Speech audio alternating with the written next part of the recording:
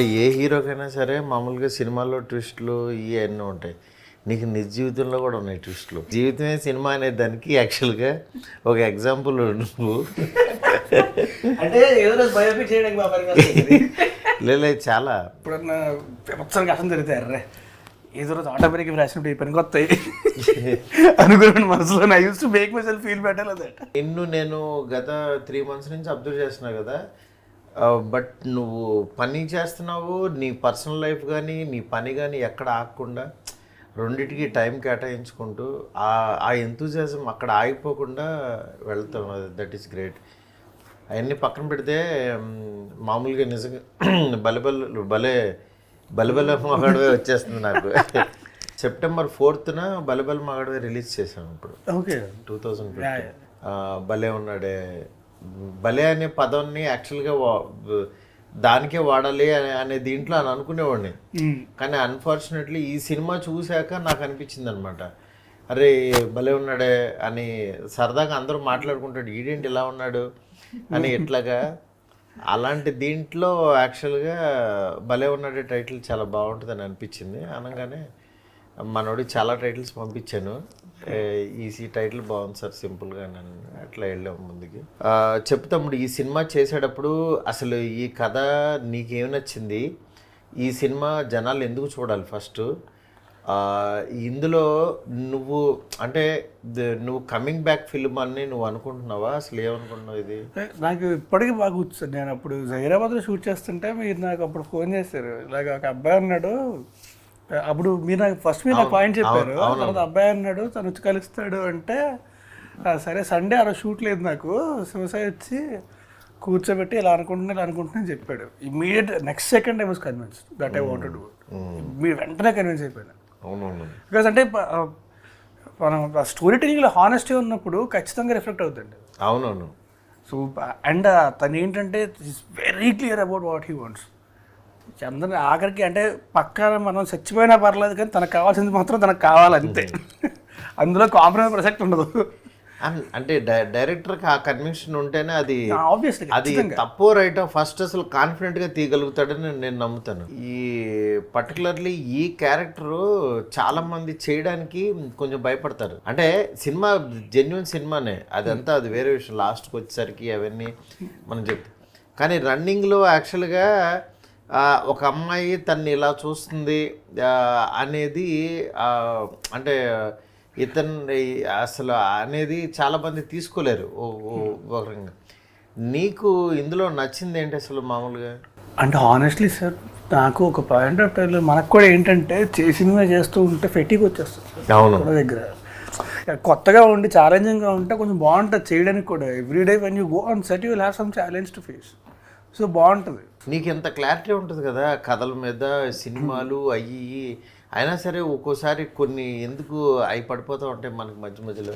అవి అంతేలే, ఎవరికైనా అంతే, మనకే అంతే, ఎవరికైనా అంతే. కానీ మనం ఎంత పర్టికులర్గా ఉన్నా కొన్ని సిచ్యువేషన్స్ అవి ఆ టైంకి అవి మన చేత చేంజ్ చేస్తే ఒక్కోసారి దూరిన తర్వాత అమ్మ దొరికేసామని తర్వాత రియలైజ్. అంటే కొన్నిసార్లు ఏంటంటే విలేట్ క్యారీడ్ అవి మరీ ఎక్కువ వేసి కొన్నిసార్లు ఏంటంటే మధ్యలోనే అర్థమైపోద్ది. అవును, కొన్నిసార్లు స్టార్టింగ్లోనే అర్థమైపోద్ది. But once are into it you can't do anything. అవునవును. ఒక్కోసారి ఎందుకు పాపం తిని లైఫ్లో కరెక్ట్గా పడట్లేదు అనేది నేను చాలాసార్లు నేను రాజా గారు అనుకుంటూ ఉండేవాళ్ళం.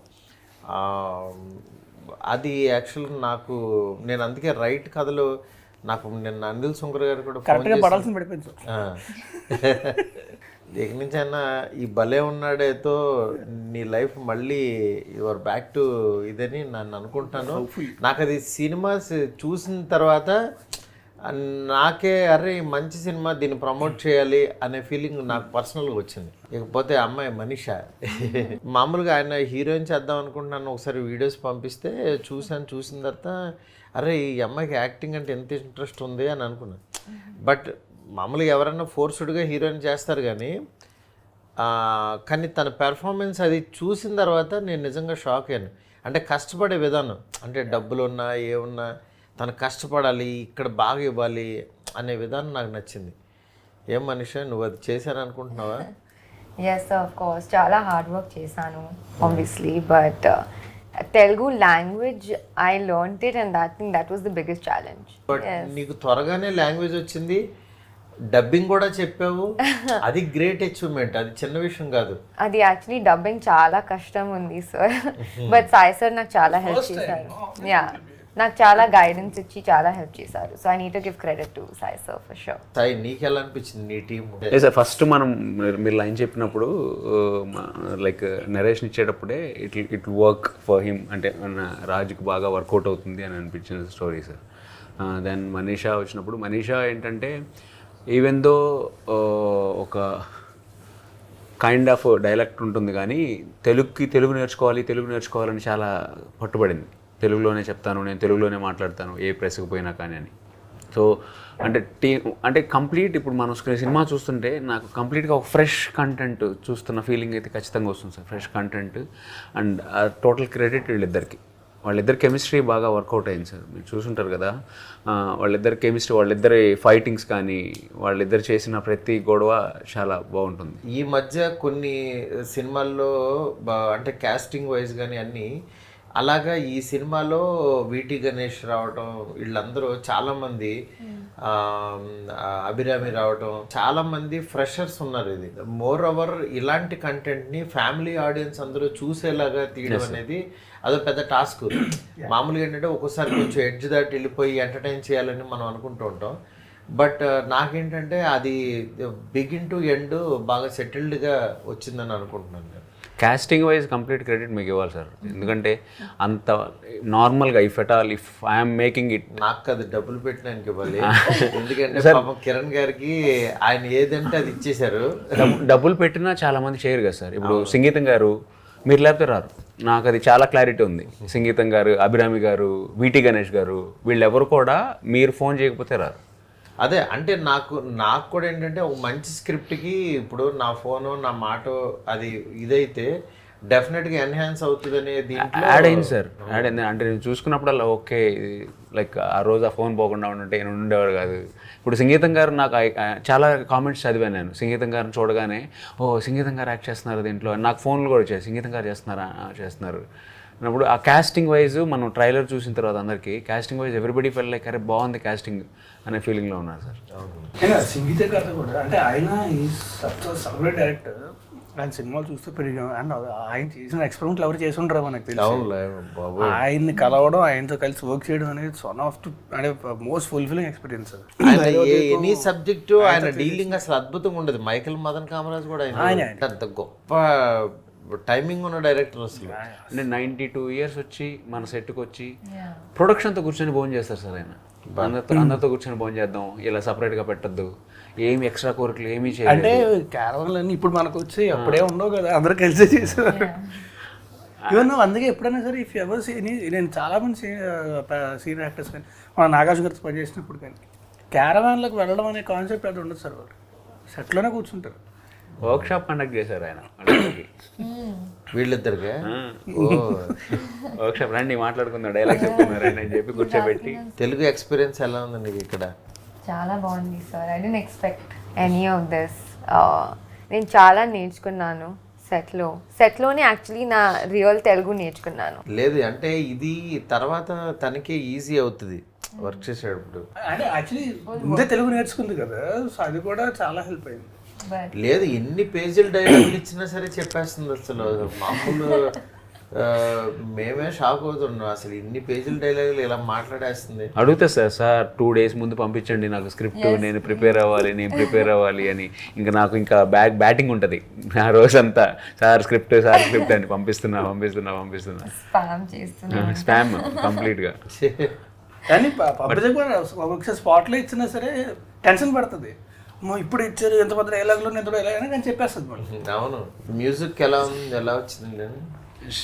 Very nice sir. పాటలు మీ చాయిస్లే కదా. అంటే చాయిస్లు అంటే మన అదే కంటెంట్ అలా కుదిరింది.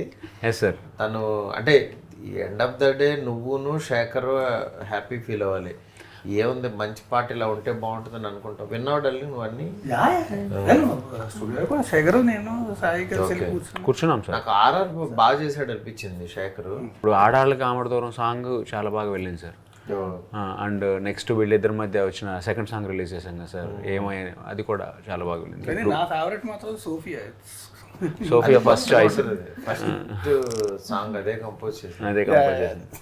నీకు నెక్స్ట్ మామూలుగా అంటే నువ్వు మంచి ఎంటర్టైన్మెంట్ నీ స్ట్రెంగ్త్ కదా, అవి చేస్తూ ఉంటే బాగుంటుంది కదా, ఎక్కువ ఎందుకు వేరే దానికి వెళ్ళిపోయావు? అంటే నీ జీవితంలో ఎంటర్టైన్మెంట్ పోయింది ఏంటి?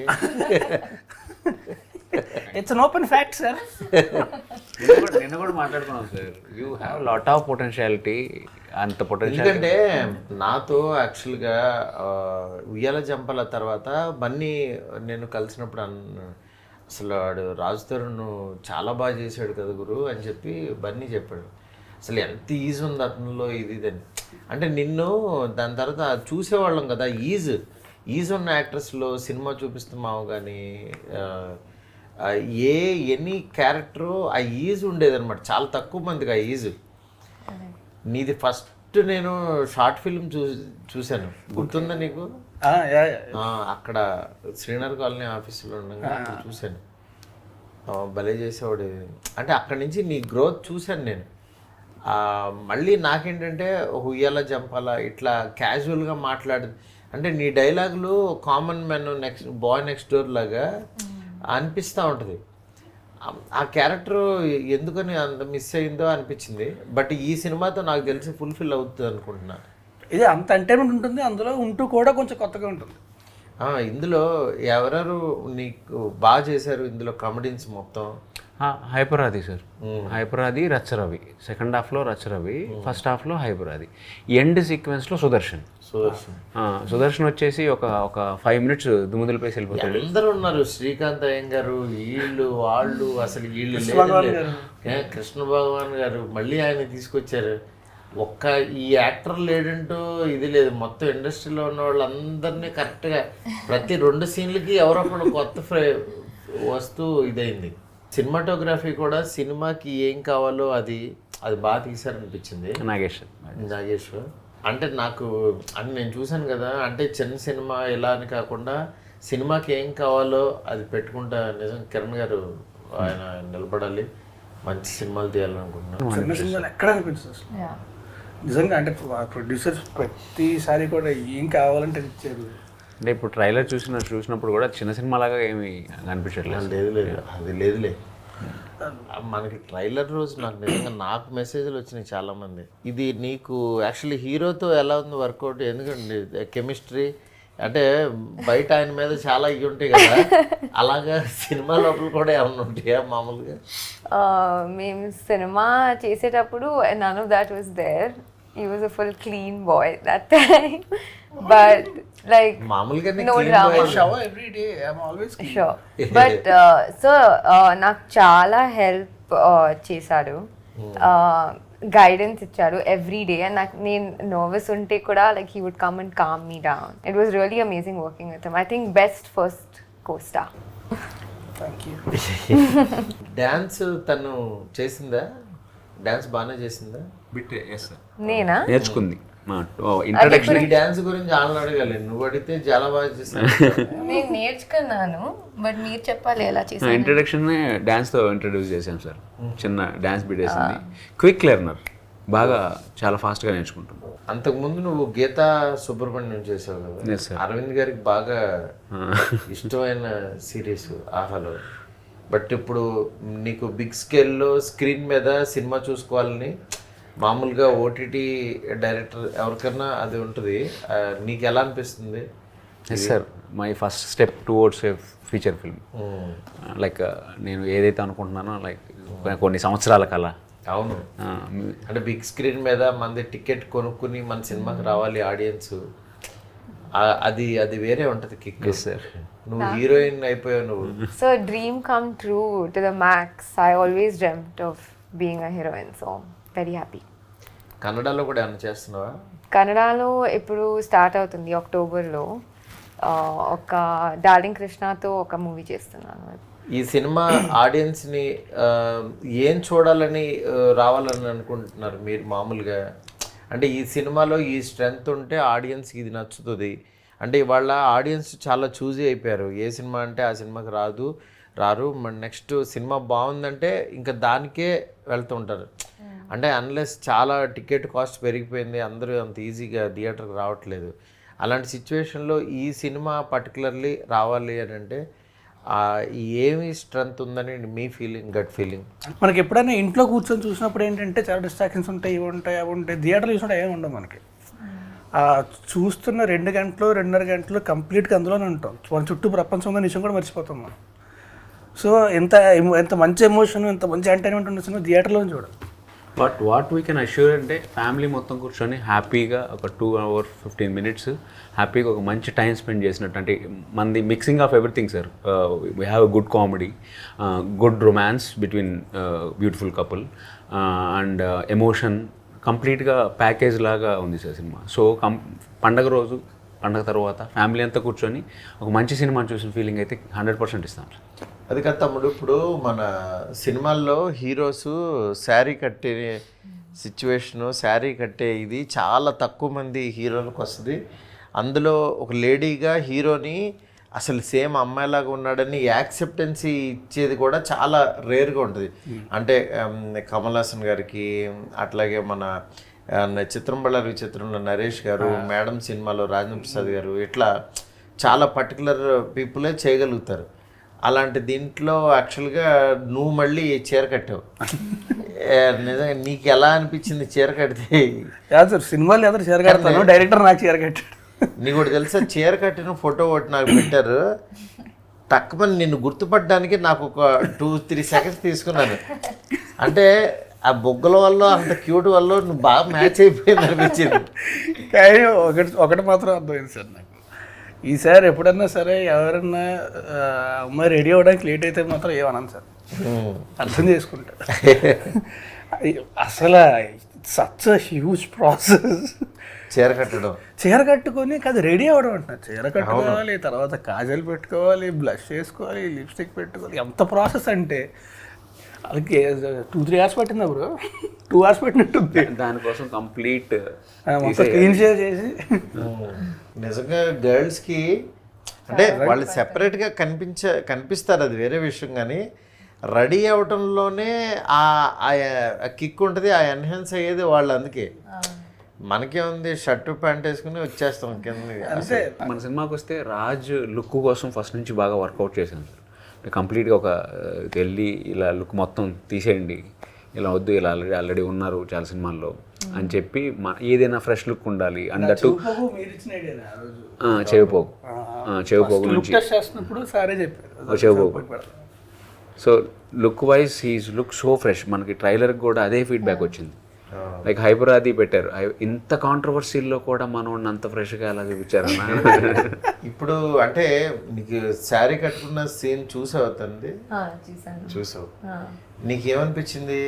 సార్ నాకు ఫుల్ షాక్. నువ్వు హీరోగా, అతను హీరోయిన్ గా యాక్టింగ్ చేస్తే బాగుంటుంది. బట్ చాలా బాగా వచ్చింది, నేను చూసాను. I laughed a lot. It's very nice. నాకు వీటీవీ గణేష్ గారు ప్రతిసారి డబ్బింగ్ చెప్పిన తర్వాత ఫోన్ చేసి ఈ సినిమా పెద్ద హిట్ అవుతుంది సార్ అని అంటుంటారు. ఏమికి డైలాగ్స్ ఏమి ఇది అని ఆయన చాలా ఎగ్జైట్ అయ్యి చెప్తూ ఉంటారు ఆయన జనరల్గా. ఈ సినిమాలో సోల్ ఉంటే బేసికల్లీ ఏమవుద్దంటే అది అందరికీ రీచ్, అది ఆడియన్స్ చేసే యాక్టర్స్కి వాళ్ళకి ఒక హై వస్తుంది. ఈ క్యారెక్టర్ నాది బాగుంది, ఈ క్యారెక్టర్ ఇది ఉంది అని ఒక హై వస్తుంది. అది ఎప్పుడైతే వస్తుందో డెఫినెట్గా అది స్క్రీన్ మీదకి ఎన్హాన్స్ అయిపోద్ది. అండ్ వీటీవీ గణేశన్ గారు కూడా ఆయన చేసేటప్పుడు అంటే మామూలుగా షార్ట్ చెప్తే షార్ట్ చేస్తాం కదా, ఆయన చేసిన ప్రతిసారి కూడా మొత్తం మేకప్ మ్యాన్లు వీళ్ళందరూ ప్రతి ఒక్కరు కింద మీద పడి నవ్వుతుండేవారు అనమాట. అంటే ఆయన ఈజ్ ఇన్హెరెంట్లీ ఫనీ. అయినా whatever he does it will be very funny అసలు. అవును, ఆయన జనరల్గా బయట మాట్లాడినా మనకు నవ్వు వచ్చేస్తూ ఉంటుంది. ఊరికినే ఏదో ఒకటి టక్ మన డైలాగ్ వేస్తారు, మనకి ఏమన్నారని అది అర్థమైన తర్వాత ఓహో ఇదే అన్నాడు. ఐ థింక్ ఫస్ట్ డే షూట్లోనే హాస్పిటల్లో షూట్ చేస్తున్నాం, చెమటలు కారిపోతున్నాయి. ఆయనకి కూడా విపరీతం చెమటలు వచ్చేస్తున్నాయి ఆయనకి. చెమటలు వచ్చేస్తుంటే వేగం సార్ సార్ సార్ చెమటలు వస్తుంది చూస్తుంటే నాకు లండన్లో ఉండి అలవాటు అయిపోయింది. నేను వెదర్ అంటే సార్ మీరు యూకేలో ఉంటారా అండి? కామెడీ చేస్తున్నాను అయ్యా. అభిరామి గారిని తీసుకొచ్చావు కదా మళ్ళీ, పోతురాజు హీరోయిన్ మనకు తెలిసిన ఆవిడ మళ్ళీ మదర్ క్యారెక్టర్ చేసింది. అంటే జనరల్గా హీరోయిన్స్ మదర్ అవ్వడానికి చాలా ఆలోచిస్తారు. ఆవిడని అలా ఒప్పించడానికి కారణం లైక్ మన స్టోరీ ప్రకారం యంగ్ మదర్ కావాలి సార్. ఓకే. ఆమె అంటే almost like both are sister brother లాగా కనపడాలి. ఆమెకి నేను చెప్పిన మాట అదే, లైక్ మదర్ అంటే మదర్ కాదండి, ఇదే ఒక అక్క తమ్ముడు లాగా ఉండాలి వాళ్ళు, లైక్ యంగ్ మదర్ ఉండాలి అని అన్నప్పుడు ఆమె మొత్తం విని ఓకే అయితే నన్ను మరీ మదర్ని చేస్తున్నారా మీరు అని అన్నది ఫస్ట్. అయితే అప్పుడు స్టోరీ ఎక్స్ప్లెయిన్ చేసినప్పుడు కన్విన్స్ అయ్యారు సార్. నాకు యాక్చువల్గా మహారాజు సినిమాలో కూడా చూశాను కదా ఆవిడని.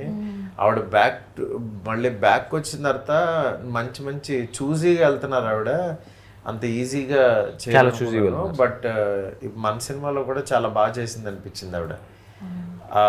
ఈ సినిమా మాత్రం నా ఉద్దేశం ఏంటంటే చూసిన వాళ్ళు మాత్రం అంటే రాజ్ తరుణ్ సినిమా ఈ రీసెంట్ ఫిలిమ్స్లో లాగా కాకుండా జనరలీ అంటే ఇది ట్రెండీగా ఇవాళ మెయిన్ ఈ సినిమా ఆడియన్స్ కనెక్ట్ అవ్వడానికి నేను ఒక కారణం ఏమనుకున్నానంటే, ఈ చాలామంది అమ్మాయిలకి పెళ్లి చేసుకునే ముందు వాళ్ళు యాక్చువల్గా గబుక్కున్న వీడు ఇంపార్టెంట్ ఏమో అని, అంటే ఎక్కువ మంది ఈ మధ్య సోషల్ మీడియా కానీ ఈ డిస్కషన్ ఎక్కువైపోయింది. అతను ఇలా ఉన్నాడు, పెళ్లి తర్వాత నాకు ఇలా సరిగ్గా కాపురం చేయట్లేదు, ఇలాంటి చాలా కంప్లైంట్స్ ఎక్కువైపోయినాయి. ఇలాంటి దీనిలో మనం రైట్ పర్సన్ని చూస్ చేసుకుంటున్నామా లేదా అని ముందు టెస్ట్ చేయలేరు, అది మన సాంప్రదాయం కాదు. అలా అని ముందుకు వెళ్ళిపోయిన తర్వాత ఇదైపోద్దామని వాళ్ళు పడే ఒక రకమైన ఒక పెయిన్ ఉంటుంది.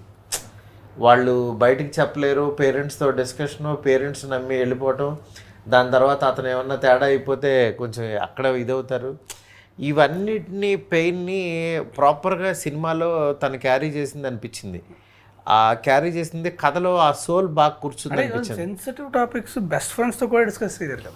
అవును, పేరెంట్స్ అంటే ఇట్స్ వెరీ టబూ టాపిక్, అసలు ఇంపాసిబుల్. బట్ బెస్ట్ ఫ్రెండ్స్తో కూడా మాట్లాడలేరు. అంటే ముందు పోనీ అతని సైడ్ నుంచి ఏదన్నా కొంచెం స్పీడ్గా ఉండి, ఈ అమ్మాయి సైడ్ నుంచి స్పీడ్గా ఉంటే ఓహో ఇది ఎంత స్పీడ్గా ఉందని వాళ్ళు ఏమన్నా బ్యాడ్ అనుకుంటారని మళ్ళీ అలా కూడా ఉండలేరు, అలానే అడగలేరు, తెలుసుకోలేరు, చాలా ప్రాబ్లమ్స్ ఉంటాయి. అది నాకు తెలిసి ప్రజెంట్ సిచ్యువేషన్కి 100% ఒక కరెంట్ అఫైర్ లాగా అది కనెక్ట్ అయిపోద్దని అనేది ఇది ఉంది. అది చాలా ఫ్యామిలీ అందరూ చూసే విధంగా సెన్సిబుల్గా కామెడీ చేస్తూ, అసలు నీకు శారీ డ్రైపర్ అనేది పెట్టాలని ఎలా అనిపించింది ఇతను? అదే అంటే మన దాని ప్రకారం అతను అమ్మాయిలతో అంత రొమాంటిక్గా ఉండకూడదు కదా సార్, రొమాంటిక్గా ఉండకూడదు, కానీ అమ్మాయిల చుట్టూ ఉంటే ఎలా ఉంటుంది అని అనుకున్నాం. అప్పుడు నేను ఏ ప్రొఫెషన్ అయితే ఇతను అమ్మాయిల చుట్టూ ఉంటాడు అనుకున్నప్పుడు లేడీస్ టైలర్ ఆల్రెడీ మనకు చూసేస్తున్నాము. సో అప్పుడు నేను కొన్ని ప్రొఫెషన్స్ స్టిక్ చేసుకున్నప్పుడు శారీ డ్రేపర్ అనేది కొత్త ప్రొఫెషన్ సార్. ఉన్నారు ఇప్పుడు 1 or 2 మెంబర్స్ ఉన్నారు, లైక్ చెన్నైలోను మన హైదరాబాద్లో కూడా ఉన్నారు. And they are earning lot వాళ్ళు. సో చుట్టూ అమ్మాయిలే ఉంటారు, అలా ఉన్నా కానీ అమ్మాయిల జోలికి వెళ్ళడు అనే దగ్గర శారీ డ్రేపర్ అనుకో. అవును, తను యాక్చువల్గా ఒక పెళ్లి కూతురికి శారీ కట్టడానికి వెళ్తాడు కదా మామూలుగా. వాళ్ళందరూ అసలు ఏంటి అమ్మాయిలకి శారీ కట్టడానికి అబ్బాయి ఇచ్చాడా అని, కానీ ఈ యాక్సెప్టెన్సీ అంటున్నా అదే. అంటే జనం చూసే కోణం మారాలి అంటే ఒక కొత్త థాట్ వచ్చినప్పుడు ఓహో ఇలా కూడా సెన్సిబుల్గా చెప్తూ ఉంటారు, ఇలాంటి ప్రొఫెషన్ ఒకటి ఉంటుంది, ఇలాంటి అబ్బాయిలు కూడా ఉంటారు అని చెప్పే ఆ థాటు అది బాగుంది అనిపించింది నాకు. సినిమాలో ఎంటర్టైన్మెంట్ ఎక్కడ తక్కువ లేదు, ఎంటర్టైన్మెంట్ ఉంది, అన్నీ ఉన్నాయి. నీకు పర్సనల్గా ఈ సినిమా ఎలా నీకు ఇదవుతుంది అనుకున్నావు Dolly? It's a very special film for me. And also especially the team, especially director. అంటే ఒక డైరెక్టర్ అంత పర్టికులర్గా అంత పర్ఫెక్షన్ కోసం ట్రై చేస్తున్నప్పుడు మనకు కూడా తెలియకుండా వచ్చేస్తుంది. అవును, మనల్ని అంటే మనకున్న అంటే మన ఓపికని దాటి మరీ పనిచేస్తాం. ఎందుకంటే ఆబ్వియస్లీ కదా the captain of the ship is so looking for so much perfection, మనకు కూడా తెలియకుండా వచ్చేస్తుంది అది. సో తన సినిమాల్లో అన్నింటిలోనూ ఒక్క సీన్లో మాట్లాడేది మన సినిమా మొత్తం మాట్లాడారు సార్. నాకు తెలిసి ఇప్పుడు అన్ని సినిమాల్లోనూ వరుసగా డైలాగులు ఉంటాయి కదా, మన సినిమాలో మాత్రం లిమిటెడ్గా ఉంటాయి. నేనే చాలా మాట్లాడాను. ఇక్కడ ఈమె ఎక్కువ మాట్లాడింది. తెలుగు రాని వాళ్ళకి ఏమో తెలుగు ఎక్కువ ఇచ్చి మాట్లాడించారు, బాగా మాట్లాడితే కాదు నాకేమో చీర కట్టింది సీడు. అదే అన్ని రివర్స్. Reverse అయిపోయింది. అంటే వాళ్ళ కంటెంట్ స్ట్రైకింగ్ గా లేకపోతే, ఏదో కొత్తదనం లేకపోతే ఆడియన్స్ ని పుల్ చేయలేం. నెక్స్ట్ సినిమా మీద ఇంట్రెస్ట్ రావట్లేదు. ఎందుకంటే 2 hours మన మీద స్పెండ్ చేయాలంటే వాళ్ళు ఏదైనా కొత్త కంటెంట్ అయితే ఉండాలి. అలా అని చెప్పి ఏదో గిమ్మిక్గా కూడా ఉండదు సార్. అలాతో పాటు కొత్త కంటెంట్ అని దూరంగా, ప్రపంచానికి దూరంగా చేసినా సరే ఎవడో చూడ్డు. మన అంటే చిన్న సినిమాల్లో కొంచెం మన లైఫ్లో ఒక స్లైస్ లాగా అది అలా రావాలి. అంటే ట్రైలర్ చాలా ప్రామిసింగ్గా ఉంది కాబట్టి డెఫినెట్గా అందరూ చూస్తారు. నెక్స్ట్ సినిమా కూడా నాకు కూడా బాగా నచ్చింది పర్సనల్గా. డెఫినెట్గా ఈ సినిమా జనంలోకి వెళ్తుంది అనుకుంటున్నాను. ఈ సినిమా ద్వారా రవికిరణ్ ఆర్ట్స్ నిలబడాలి, నువ్వు డైరెక్టర్గా, ఈ అమ్మాయి హీరోగా. ఎందుకంటే ఒక్కొక్క సినిమా చాలామంది కెరీర్స్ మార్చేస్తూ ఉంటుంది. అట్లాగా ఈ సినిమాలో మారడానికి ఎక్కువ స్కోప్ ఉన్న పర్సన్స్ అందరూ ఉన్నారు. లీడ్స్లోను అన్నిట్లోనూ ఉన్నారు. అందుకని ఈ సినిమా బలబల మాగడం అంత పెద్ద హిట్ అవ్వాలని కోరుకుంటున్నా. All the best. Thank you. Thank you so much.